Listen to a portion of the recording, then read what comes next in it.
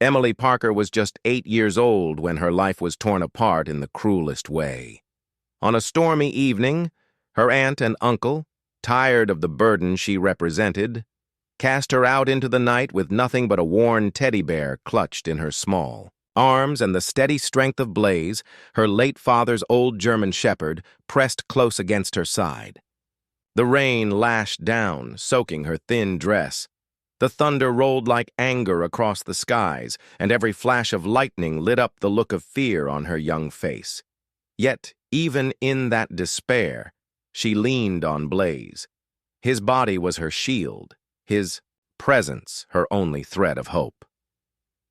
That same night, as fate would have it, Officer Daniel Hayes guided his cruiser along the lonely road and spotted them shivering at the town's old iron gate. To him, it first looked like nothing more than two shadows hunched in the storm. But as he drew closer, the image became clear. A fragile child drenched to the bone, clutching a bear with one hand and her dog's wet fur with the other. Daniel had no way of knowing that by opening his door to her, he wasn't just rescuing a child from the rain. He was stepping into a story that would uncover buried truths, heal broken wounds of the past, and build a family not tied by blood, but by trust, faith, and love. This story will move your heart and remind you that miracles are not just tales whispered. They are real. Before we begin, share your country in the comments. I want to see how far this journey travels.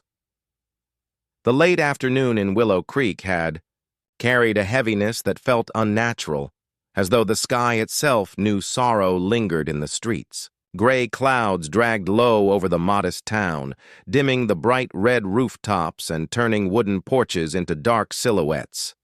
The air still smelled of rain, the kind that left the ground damp and the leaves clinging to droplets like glass beads. At the edge of town stood the Parker house, once painted a proud white, but now faded into a weary gray, shutters trembling in the restless wind. It was the kind of home that seemed to sigh with age, its walls tired just like the hearts that lived inside. Inside, little Emily Parker sat at the edge of her narrow bed, quiet as a whisper. Her small frame seemed almost swallowed by the room's emptiness. Her light brown hair, curling slightly at the ends from the humidity, stuck to her damp cheeks.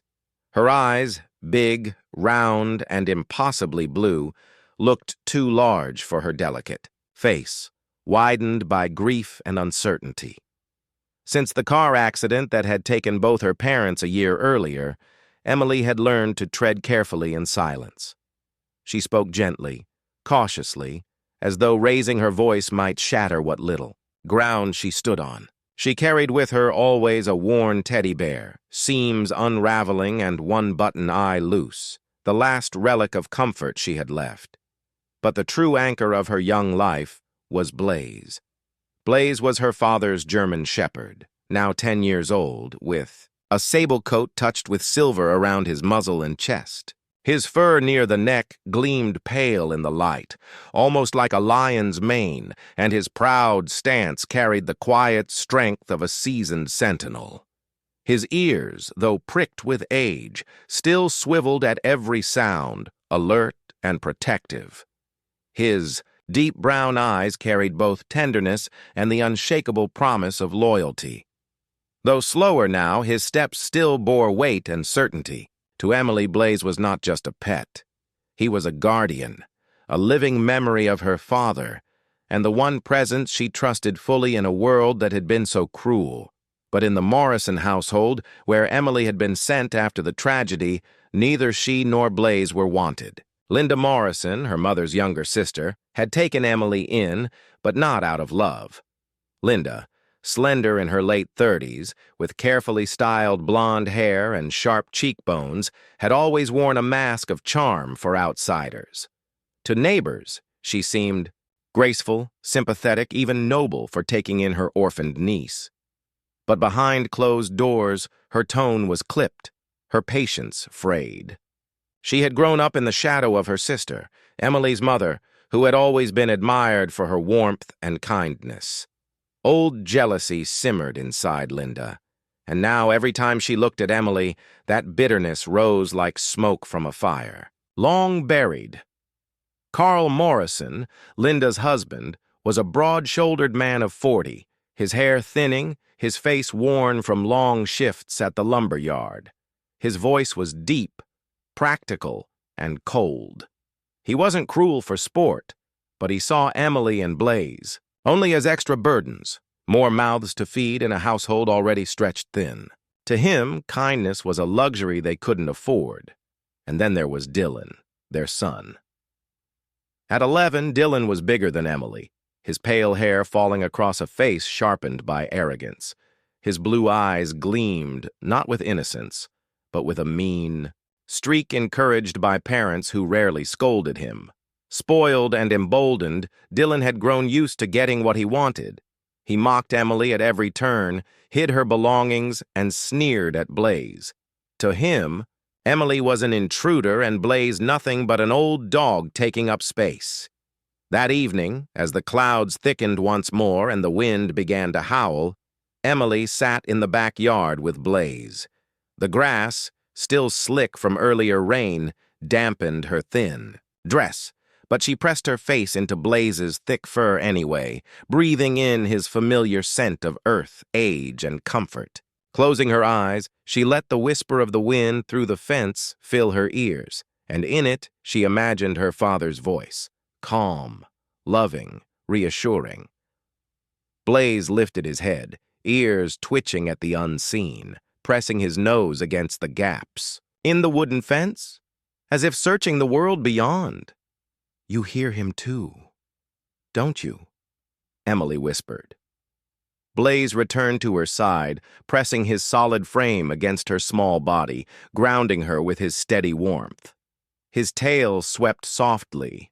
Against the ground, a rhythm of reassurance. The screen door creaked open. Linda's voice cut through the air, sharp as glass.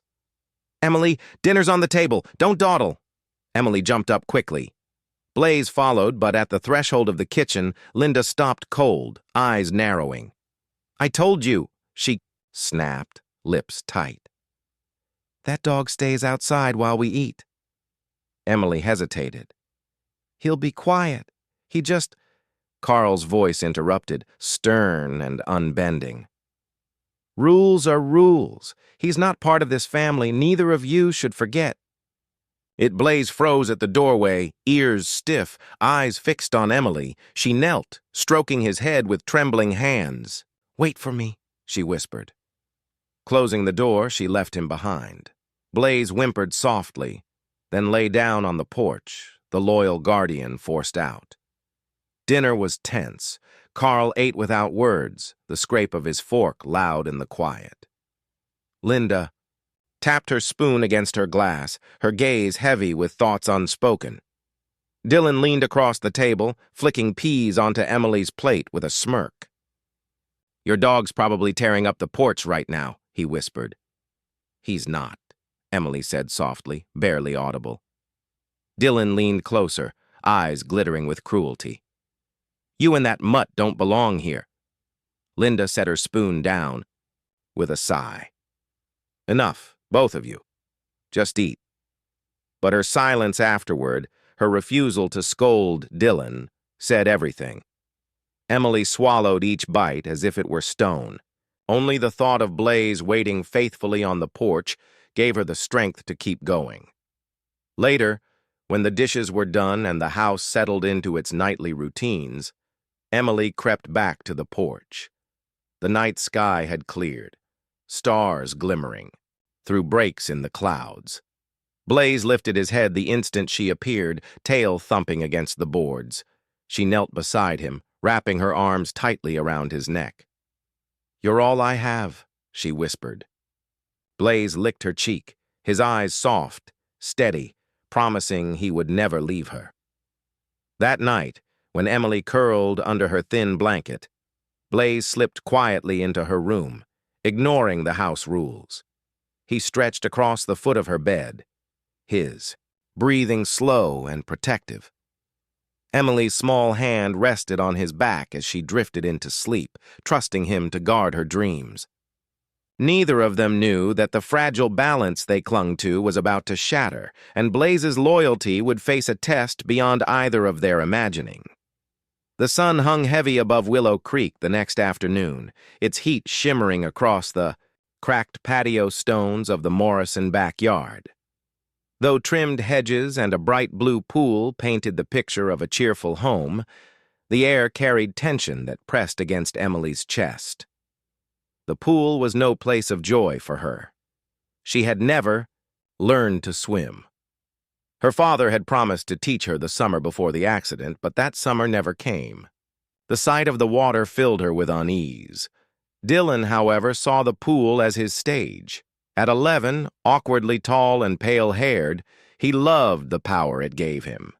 He splashed at the edge, grinning, though the grin never reached his eyes. "Come on," he called, voice falsely friendly. "It's too hot to sit around. Let's go by the pool." Emily hesitated, glancing at Blaze. His ears pricked forward, his silver-marked coat glowing under the sunlight, his body tense as though he sensed something wrong. Emily patted him gently before following Dylan, though unease tugged at her. Carl's voice carried faintly from inside the house, low, commanding, caught up in a phone call about deliveries and another late shift. It meant no help would come from him.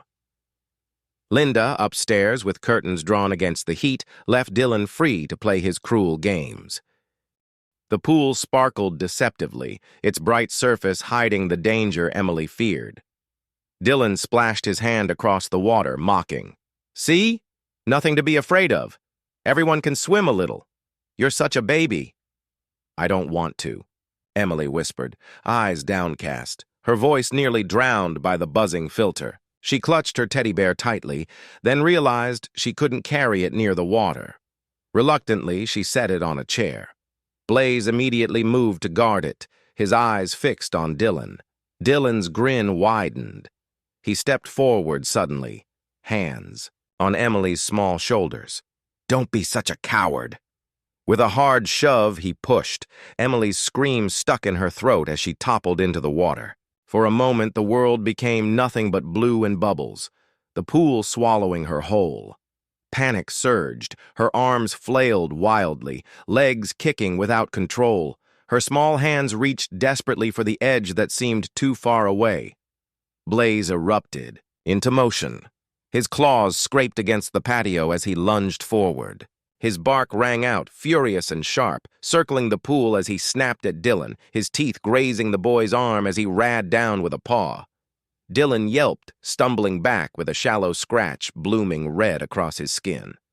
Emily managed to grasp the slippery edge, coughing and sputtering as she pulled herself halfway up. Her dress clung to her thin frame, heavy with water. Blaze barked again, frantic, then pressed his weight toward her side of the pool, urging her to hold on. His growls deepened as he turned toward Dylan, planting himself like a wall between boy and girl. At that very moment, the back door opened. Linda Morrison stepped outside, fanning herself with a dish towel, her golden hair pinned into place despite the humidity. Her sharp eyes immediately found Dylan clutching his scratched arm, his face twisted into a mix of pain and triumph. "Mom!" Dylan cried out, his voice wavering just enough to sound pitiful. He pointed at Blaze. "The dog! He attacked me!" And his expression hardened in an instant. She swept down the steps in her red sandals, ignoring Emily's soaked figure clinging to the pool's edge. Her hand went straight to Dylan's shoulder, pulling him close. "Let me see," she said, inspecting the thin scratch. Though shallow, it stood out starkly against his pale skin. Emily gasped, her voice breaking. "No!" Dylan pushed me in. "Blaze was just trying to stop him." Her words tumbled out between coughs, water dripping from her hair onto the patio. Linda's gaze cut toward her niece, cold and sharp as glass. "Don't lie, Emily. You've been told before this dog is too wild, too dangerous, and now you've put Dylan in danger as well. Dylan smirked behind his mother's shoulder, tilting his head so only Emily could see the flash of satisfaction in his eyes. He leaned into Linda, clutching his arm as though in great pain. Blay One growled low in his throat, hackles raised. He positioned himself directly in front of Emily, his body stiff as though daring anyone to come closer. Emily pressed her wet hands against his back, whispering, "It's okay, Blay. Please, it's okay." But Blay sensed her fear and refused to move, his deep bark shaking the air. Linda straightened, her voice rising with anger. "Get that dog inside right now before I call the shelter." Her words cracked like a whip, and the neighbors across the fence peeked cautiously through gaps, whispering but unwilling to step forward. Emily's tears mixed with the pool water still streaming down her cheeks. She tried to explain again, voice trembling. "He saved me, Dylan. He enough." Linda snapped, cutting her off. She turned her attention back to Dylan, stroking his hair as though he were a wounded hero. "Go inside, darling. I'll handle this." Dylan cast one final mocking glance at Emily as he strutted toward the house, clutching his arm with exaggerated drama. Blay One tracked him with narrowed eyes, his growls fading only once. The boy disappeared indoors. Linda stood on the patio, her arms crossed, staring at Emily and Blay with thinly veiled disdain. The silence stretched, broken only by the buzzing of cicadas and the distant rumble of thunder building beyond the hills. Emily hugged Blah One tightly, her sobs quiet but steady. The dog pressed close to her, his breathing calm yet resolute, as though promising he would bear the weight of her, sorrow with her. And though no punishment came that moment, Emily knew the house had grown colder still. Night fell quickly over Willow Creek, the summer air heavy with the promise of rain. Dark clouds rolled across the sky, swallowing the moonlight and cloaking the town in a dim, uneasy shadow. The Morrison house glowed faintly from its windows, but inside there was filled with anger and accusation. Carl Morrison sat heavily in his worn armchair, his wide shoulders stiff and his face red from drink. He held a leather belt in his hands, snapping it against his palm as if to punctuate his words. Carl, a man of 40, bore the hardened look of someone used to long hours of physical labor. But tonight, his weariness was twisted into rage. "That mutt is a menace," he growled, his voice harsh. "First it scratches Dylan, now it snarls at the family. I won't have it under this roof another day." Linda Morrison stood nearby, her arms crossed over her chest. Her blonde curls were pinned neatly, though her lips were pressed into a thin line of disdain. Her green eyes darted toward Emily, who sat silently at the edge of the sofa, her small frame trembling. Linda was quick to support her husband, though part of her satisfaction came not from protecting her son, but from ridding the house of what she saw as her late sister's lingering shadow. "Carl's right," she said sharply. "This is no home for burdens. You and that animal are nothing but trouble." Dylan peeked from behind the staircase railing, his pale face lit with a smug grin. The scratch on his arm had already scabbed over, but had cradled it dramatically, a constant reminder of his false tale. He whispered to himself, barely containing his glee at the chaos he had stirred. Blay stood at Emily's side, his sable and silver coat bristling under the lamplight. His ears were alert, and his body remained rigid, poised to defend the little girl. His deep brown eyes flicked between Carl's raised belt and Emily's pale, frightened face. When Carl stepped forward, Blay let out a sharp bark, loud enough to rattle the walls. The sound made Carl flinch, then harden with fury. He swung the belt down, the leather snapping against Blay's flank. The dog yelped once but did not retreat, instead planting himself more firmly between Carl and Emily. Emily cried out, clutching at Blaz's fur, her sobs echoing in the room.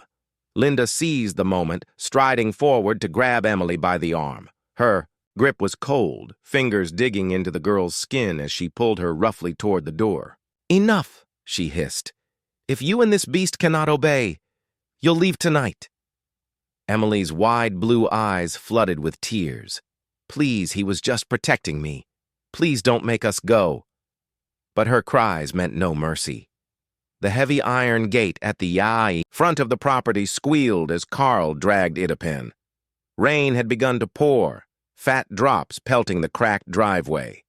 Without another word, Linda pushed Emily out, and Carl shoved Blaze through behind her.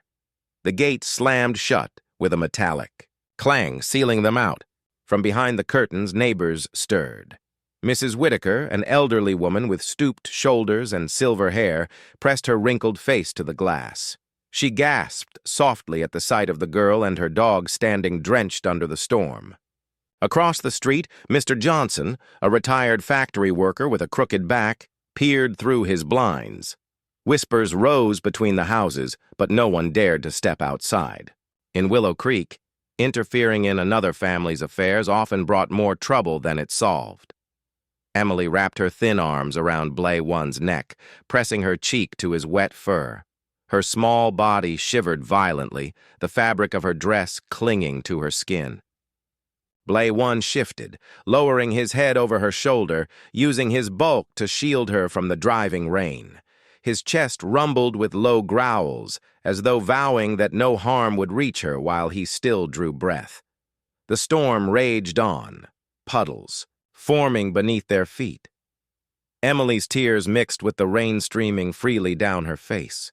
She whispered, her voice nearly lost to the thunder. "We'll be okay, Blaze. We have to be." Then, through the downpour, the distant hum of an engine grew louder. Bright beams of headlights cut through the curtain of rain. A police cruiser slowed as it approached the corner, its wipers slapping furiously across the windshield. The car stopped in front of the gate, the driver's door opening with a creak. Officer Daniel Hayes stepped out, his tall frame outlined by the flashing lights. He was 35, with short dark hair strained with gray at the temples, a clean-shaven jaw, and storm-gay eyes that scanned the scene with calm authority. His Navy patrol uniform clung damply in the rain, the silver badge gleaming faintly under the streetlight.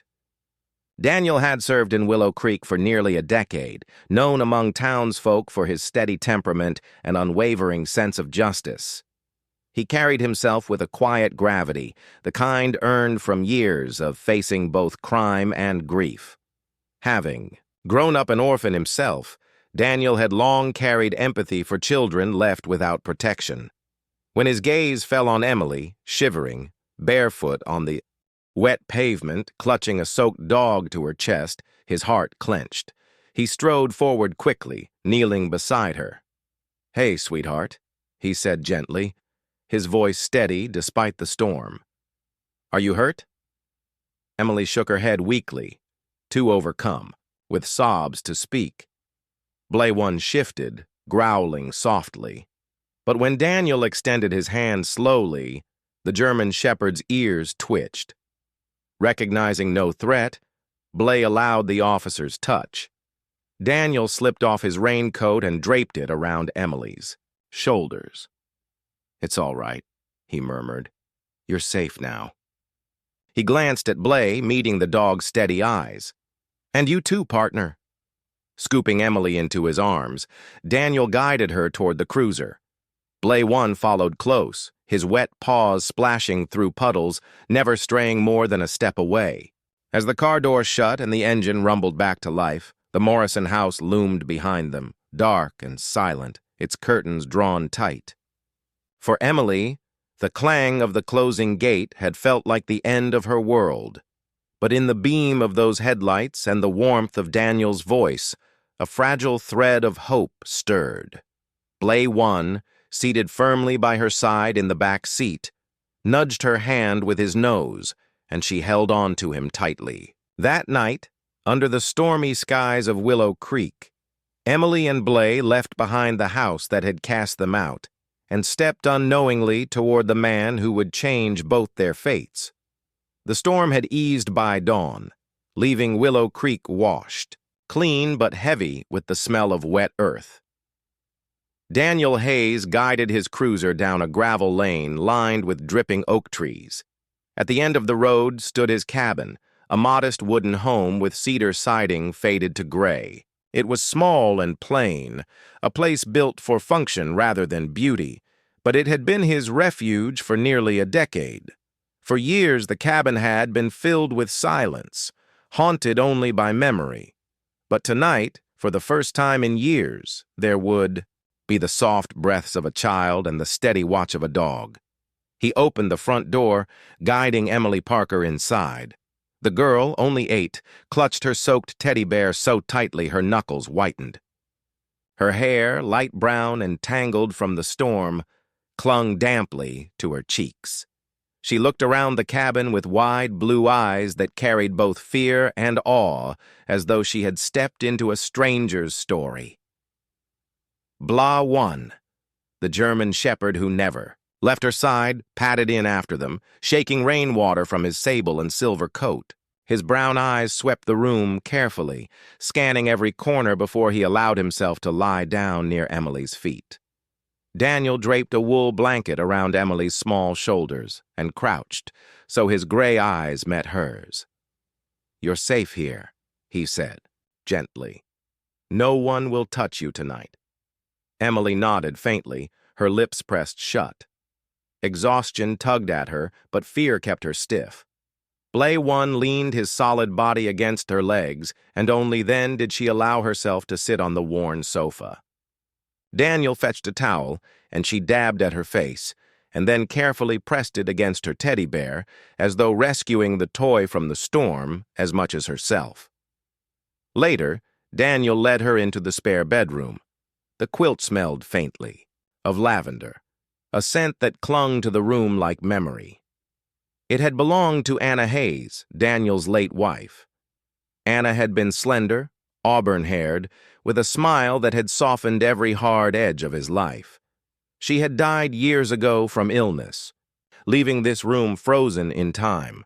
Daniel had not expected to open it again for anyone. Emily changed into one of Daniel's old shirts, the fabric hanging loose on her frame. She climbed under the quilt, pulling her teddy bear tight against her chest. Blay 1 circled once, then settled at the foot of the bed, his body stretched long and firm, a sentinel in the shadows. His ears twitched at every creak of the house, and his gaze never left the doorway. Within minutes, Emily's breathing slowed into the rhythm of sleep. Daniel stood at the threshold watching. The cabin, which had echoed with silence for so long, now pulsed with fragile life. For the first time in years, he felt the weight of duty not as a burden, but as a calling to protect not just a town, but this child who had been cast aside. The next morning dawned bright and clear. Sunlight spilled through the windows, turning dust motes into sparks of gold. Daniel was already in uniform, frying eggs and toasting bread. He moved with quiet efficiency, though his mind turned constantly to the little girl asleep in the other room. Emily appeared in the doorway, barefoot, her hair tangled, but her eyes softer than the night before.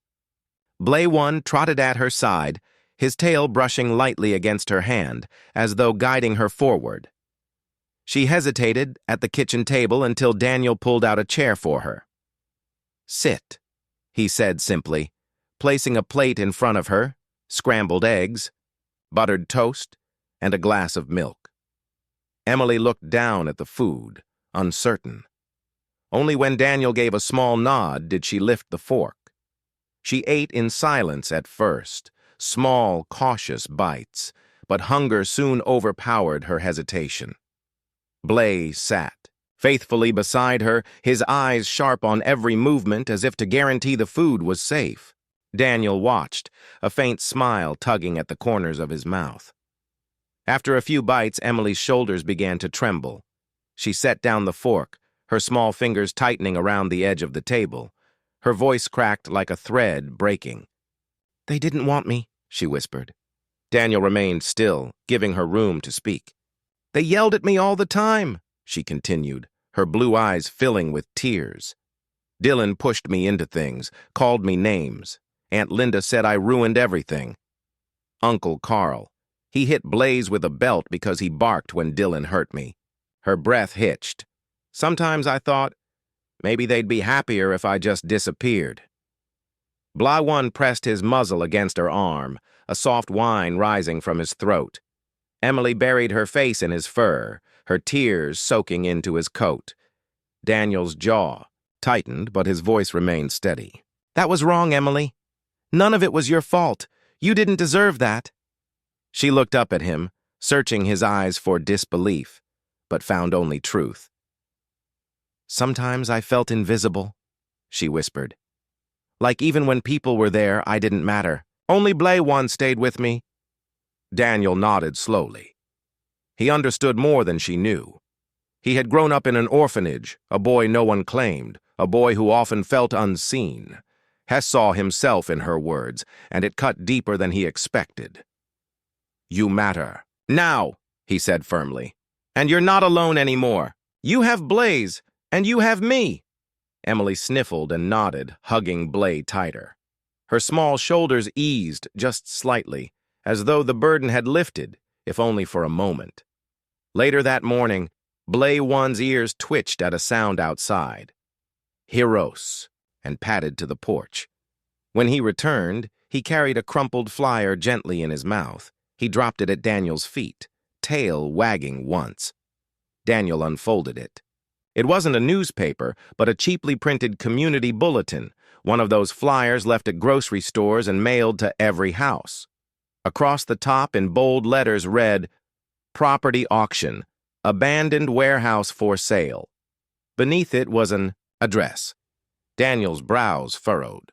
The warehouse wasn't random. It was the same location that had surfaced repeatedly in his precinct's files, connected to suspicious trucking routes and whispered ties to narcotics. Seeing it printed on a flyer made his chest tighten. It meant the property was changing hands, and that could signal movement in the criminal network. He tapped the paper thoughtfully. "Well, Bly," he murmured, "seems you've got an eye for police work." The dog tilted his head, brown eyes steady as though accepting the compliment. Emily leaned closer. "What is it?" "Just something important," Daniel answered carefully, folding the flyer and slipping it into his jacket pocket. He didn't want to weigh her down with details. Not yet. But his mind raced. Bly One hadn't just brought him paper, he had delivered a lead. The rest of the day passed in quiet rhythms. Emily helped Daniel wash dishes, her small hands clumsy but eager. When she dropped a plate back into the sink with a clatter, Bly One nudged her hand gently, steadying her. Daniel, watching from the doorway, felt the corner of his mouth twitch upward. For the first time in years, his house felt less like a mausoleum and more like a home. That evening, as the sun dipped behind Willow Creek's hills, Emily curled beneath Anna's lavender quilt again, clutching her teddy bear. Blaze stretched at the foot of the bed, eyes sharp, ears twitching at every sound. Daniel stood in the doorway, the folded flyer heavy in his pocket. The house no longer echoed with emptiness. Now it carried warmth, vulnerability, and a strange, new purpose. Looking at the girl asleep in his wife's old bed, Daniel knew that what began as compassion had become something deeper, and Blaze old loyal. Blaze had just nudged him onto a path that might change everything. The late afternoon sun filtered weakly through the tall pines that bordered Willow Creek. The woods stretched dark and deep beyond the edge of town, a place locals treated with weariness. Children whispered about smugglers and old hermits, while hunters claimed the undergrowth hid more than just deer. For Daniel Hayes, the woods were part of his patrol route, but now they carried heavier weight. The crumpled flyer Bly had dragged in, the one advertising the auction, of an abandoned warehouse, still burned in his pocket. The address had stirred old suspicions, and though Daniel hadn't told Emily the full story, he knew the trail of this case might run through the trees. That afternoon, Bly One seemed restless. The old German shepherd paced near the porch, ears pry-cricked, tail flicking. His sable coat shimmered where sunlight struck, silver bright along his muzzle. He growled low, then suddenly tugged at Daniel's pant leg with his teeth, urging him toward the tree-ine. Daniel raised a brow. "What is it, partner?" he muttered. Blay-One barked once, sharp and insistent, then darted toward the woods. Emily had been sitting on the steps with her teddy bear. She stood quickly, blue eyes wide. "He wants us to follow." Daniel hesitated. He didn't like the thought of dragging a child into unknown ground, but Blaz's instincts had proved reliable before. He grabbed his flashlight and motioned for Emily to stay close. "All right, let's see what you found." The forest swallowed them in shadows. Pine needles cushioned their steps, and the air smelled of damp earth and moss. Emily clutched her bear against her chest, her thin frame dwarfed by the towering trees. Blay-One moved with certainty, nose low, to the ground, weaving between roots and fallen branches until he reached a clearing. In the center stood a weathered cabin, half hidden by vines and rot. Its board sagged, roof patched crudely with tin sheets. A stack of wooden crates leaned against one wall, some marked with faded shipping labels. Blay-One stopped dead, hackles rising. He growled deep and resonant, his eyes fixed on the cabin door. Daniel signaled Emily to stay back. He approached cautiously, one hand on the flashlight, the other on the holster at his side. The crates smelled faintly of chemicals, sharp and acrid. He knelt, brushing dirt from a label. Numbers and letters scrolled across it matched codes he had seen in reports linked to contraband moving through the county. Emily trembled near the edge of the clearing. "Is it bad?" she whispered. Daniel's expression hardened. "It's what I was afraid of." He opened one crate slightly. Inside were sealed packages wrapped in thick plastic. The contents were unmistakable illicit shipments that confirmed what he had long suspected. Blay-One barked suddenly, spinning toward the trees. His tail was stiff, his body rigid. Daniel followed his gaze, catching a flicker of movement, a shadow slipping between trunks. Someone had been watching them. "Back up, Emily," Daniel ordered. His voice was calm, but firm. She obeyed instantly, retreating until she was pressed against Blaze's flank. Blaze stayed beside her, barking in measured bursts, warning whoever lurked in the distance that they would not approach without a fight. The woods went still again, but the sense of danger lingered. Daniel scanned the tree-ine, but the figure had vanished. That evening, back at the cabin, Emily sat at the kitchen table with a pencil and scrap paper. Her hands trembled slightly as she began to sketch. Blay-One rested at her side, nudging her gently when her strokes faltered. Daniel watched her with curiosity. "What are you drawing?" Emily bit her lip. "The truck," she murmured. "I saw it." When Blay-One stopped at the crates, I remembered. It was big, dark green with a dent on the side and letters near the back. Her small hands moved quickly, capturing the shape with surprising accuracy for her age. The sketch showed the truck angled, against trees, its wheels thick with mud. Daniel leaned closer. Her drawing matched the description of a vehicle suspected in his files. "Emily." "This is important," he said quietly.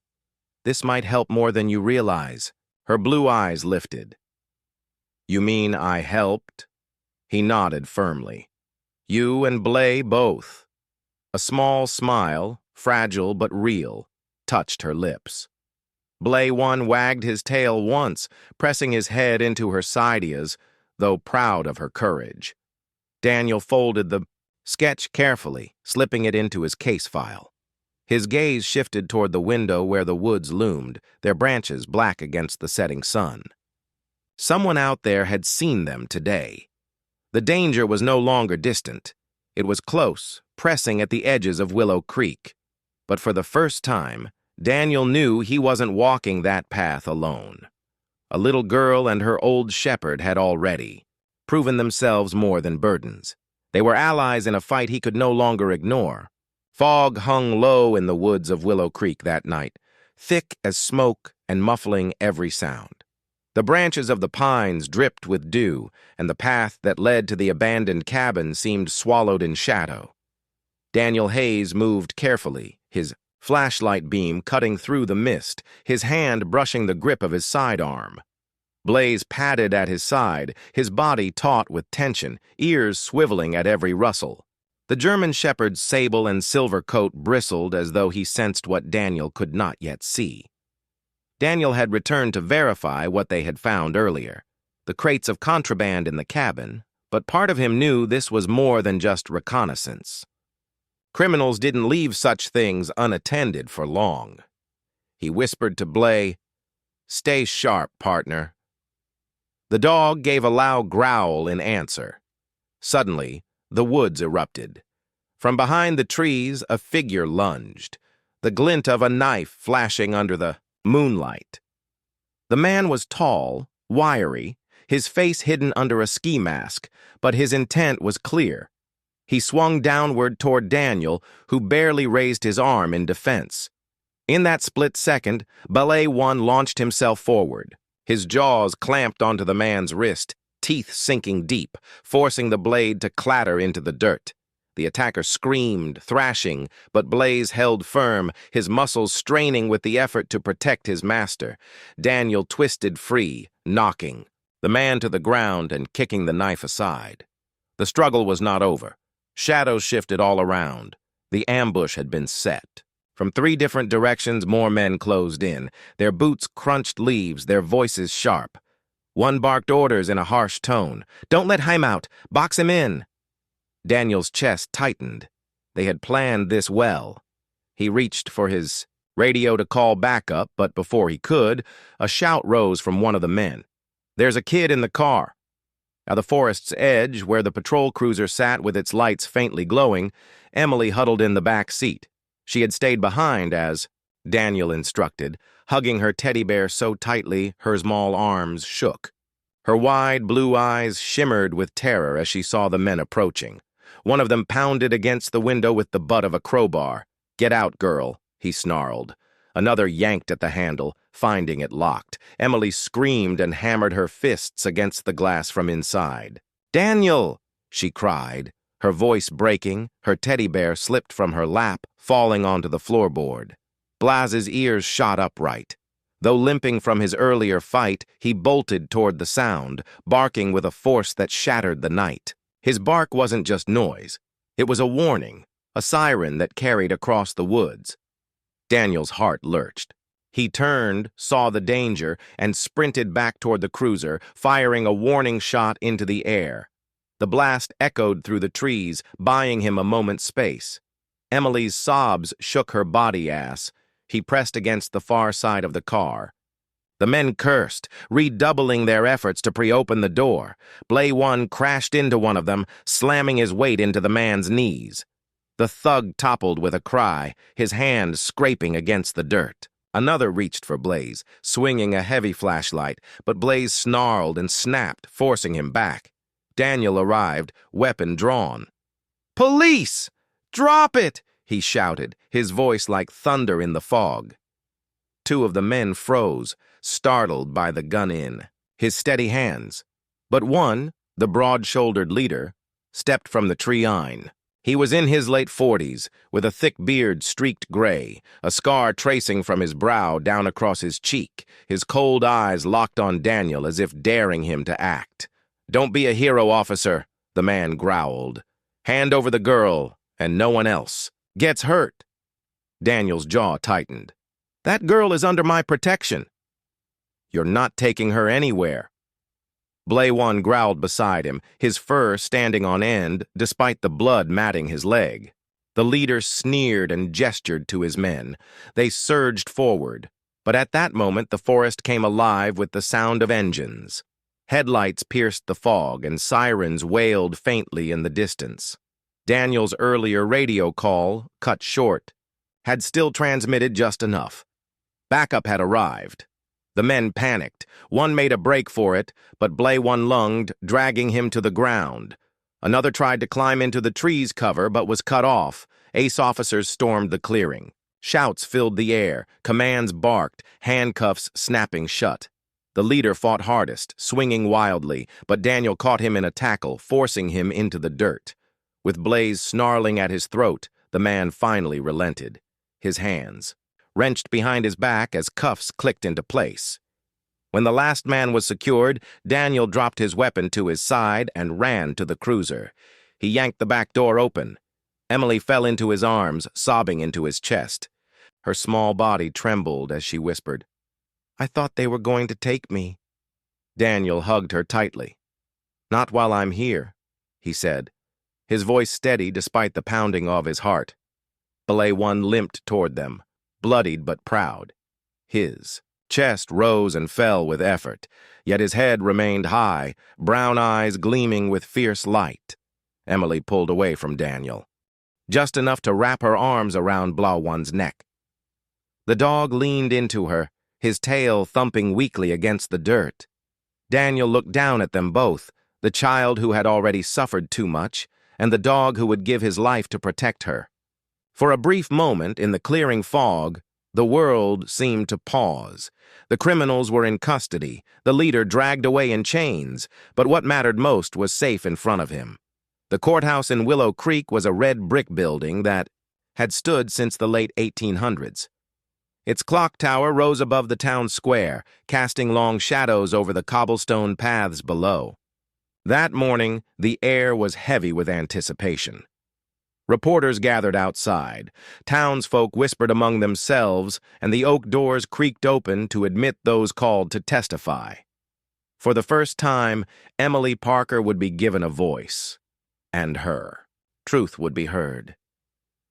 Inside, the courtroom smelled faintly of old wood and ink. The walls were lined with polished benches, and sunlight streamed through tall windows, lighting the room in a solemn glow. At the front sat Judge Margaret Coleman, a woman in her 60s, silver-haired with sharp eyes softened by years of balancing justice with compassion. Known for her firm demeanor, she had seen countless cases of crime and sorrow, but something about the small girl sitting near the witness stand stirred a rare gentleness in her expression. Emily sat nervously on the bench beside Daniel Hayes. Her blue eyes darted around the room, searching for safety. Belay One lay stretched at her feet, his body calm but alert, sable and silver coat glinting beneath the lights. Every time Emily's breath hitched, Belay nudged her ankle gently with his nose, grounding her in the moment. Across the aisle sat Linda Morrison, her blonde hair pinned neatly, her lips painted in bright red that did little to soften the cold in her eyes. She wore a fitted navy suit, shoulders stiff, trying to project dignity. Beside her was Carl Morrison, broad-shouldered with a thick neck, his face flushed and jaw clenched. He looked like a man cornered, the kind who had spent years asserting control, but now found his authority crumbling under scrutiny. Dylan slumped between them, pale and fidgeting, his thin frame swallowed by an oversized jacket. The case was read aloud, allegations of child neglect and abuse. Gasps and murmurs rippled through the audience. Daniel remained steady, his storm-gray eyes fixed on the bench ahead. His presence alone was a shield for Emily. When Emily's name was called, she stood on shaky legs. Daniel leaned down, his voice steady. "You can do this. Belay One and I are right here." Emily clutched her teddy bear in one hand as she walked to the stand. Belay One followed at her side until the baif, a tall man with kind eyes, allowed the dog to sit beneath the witness box. Judge Coleman gave a nod of approval, recognizing that the child needed her guardian close. Emily took a breath. Her voice trembled at first, but grew stronger as she spoke. They didn't want me," she began. "Aunt Linda called me trouble. Uncle Carl hit Belay with a belt when he barked. Dylan, he pushed me into the pool, her small hands twisted in her lap as she spoke. Belay One tried to save me. He scratched Dylan because he was saving me." Carl shifted uncomfortably, muttering under his breath. Linda pressed her lips tighter, her eyes narrowing. Judge Coleman raised a hand for silence. The prosecutor presented evidence, medical notes showing Emily's bruises, a neighbor's testimony about hearing screams, and Daniel's official report from the night he found Emily in the rain. The room grew heavier with every detail. Then it was Dylan's turn. The boy sat in the witness chair, his eyes darting between his parents and the floor. He tried to speak, but his voice cracked. At last, tears spilled down his cheeks. "I pushed her," he blurted out. "I thought it was funny. Blaze only scratched me because I heard her." His confession echoed through the courtroom, silencing the murmurs. Emily gasped softly, her eyes wide. Blah one, as if sensing the moment's weight, pressed his nose gently against her shoe, grounding her in the truth she had carried for so long. Judge Coleman's voice rang firm. "The court recognizes this testimony as credible. It is clear the child has suffered neglect and endangerment." Her gavel tapped once, decisive. "Effective immediately. Temporary guardianship of Emily Parker is granted to Officer Daniel Hayes until a long-term arrangement is determined." The words hung in the air like sunlight breaking through storm clouds. Emily's lips trembled, then curved into the faintest smile. Daniel placed a steady hand on her shoulder, meeting her gaze with quiet reassurance. Linda's face palled, her carefully maintained composure cracking. Carl muttered curses under his breath, but the baif's stern glance silenced him. Dylan sat hunched, his tears falling freely now, though no one reached to comfort him. As the gavel struck again, the weight of injustice lifted, if only slightly. Emily leaned down, wrapping her arms around Blay One's thick neck. The dog exhaled softly, resting his head against her side, his brown eyes glinting like a beacon of calm. In that moment, surrounded by the echo of truth, Emily understood that she was no longer invisible. Her voice had been heard. Autumn came, to Willow Creek with golden leaves and crisp bare, the kind of season that carried both endings and beginnings. Months had passed since the trial, and the small courthouse that once echoed with Emily's trembling voice now seemed like a distant memory. Life had shifted quietly, steadily into something new. Emily no longer woke in the middle of the night afraid of shadows. The lavender quilt in Daniel's cabin was no longer foreign. It smelled of safety now, of breakfast shared and evenings spent drawing at the kitchen table. She had grown taller in those months, her cheeks rosier, her laughter breaking through the house like sunlight after a long storm. Blay was never far, his heavy paws patting softly behind her, his brown eyes always watchful. Daniel had changed, too. The loneliness that had weighed on him since Anna's passing had begun to lift piece by piece. Where once he filled evenings with silence, he now filled them with Emily's stories, Blaz's steady companionship, and the routines of a family he hadn't expected to find. His hair, streaked faintly with gray, seemed less a mark of weariness and more of wisdom now. The townsfolk noticed, greeting him with warmer smiles, and even the weight of his badge felt lighter. The day of the adoption hearing arrived quietly, but for Emily it was the most important day of all. The courthouse looked the same as before, but this time her steps were surer. She clutched her teddy bear in one hand, Daniel's large, steady hand in the other. Blay One walked beside them, his coat sleek once more after weeks of care, the scars of battle softened into badges of loyalty. Judge Margaret Coleman presided again. Her silver hair caught the light as she read through the papers with care. She glanced at Emily, then at Daniel, and for once allowed herself a small smile. "Emily Parker," she said, her voice firm but gentle, "from this day forward you are legally the daughter of Officer Daniel Hayes." Emily's breath caught. She turned toward Daniel, her eyes wide. He knelt beside her, squeezing her small hands. "You're home now, sweetheart," he whispered. Tears slipped down her cheeks, but they were tears of joy, not fear.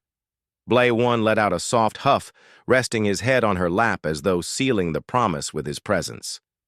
The following week, the town gathered in the square for a different kind of ceremony. Willow Creek had always been a quiet place, but word of Blaz's bravery had spread far and wide. The police department had arranged a formal event to honor him, not just as Emily's guardian, but as a partner in the fight against crime. Children pressed against the rope barriers, parents holding them close as they waited for the moment. Officers stood in dress uniforms, their badges gleaming. The townsfolk, once content to watch silently from their windows, now came openly to applaud the dog who had barked against danger and refused to yield. Daniel stood at the podium, his uniform crisp, his voice steady. "Courage," he began, "doesn't always look like a uniform or a weapon. Sometimes it looks like a child who speaks the truth in a courtroom. Sometimes it looks like a dog who throws himself between danger and the one she loves." His gaze fell on Blay, sitting proudly beside Emily. "Blay showed us all that loyalty, and love are the strongest shields we can carry." The crowd erupted in applause. Emily, her blue eyes shining, stepped forward.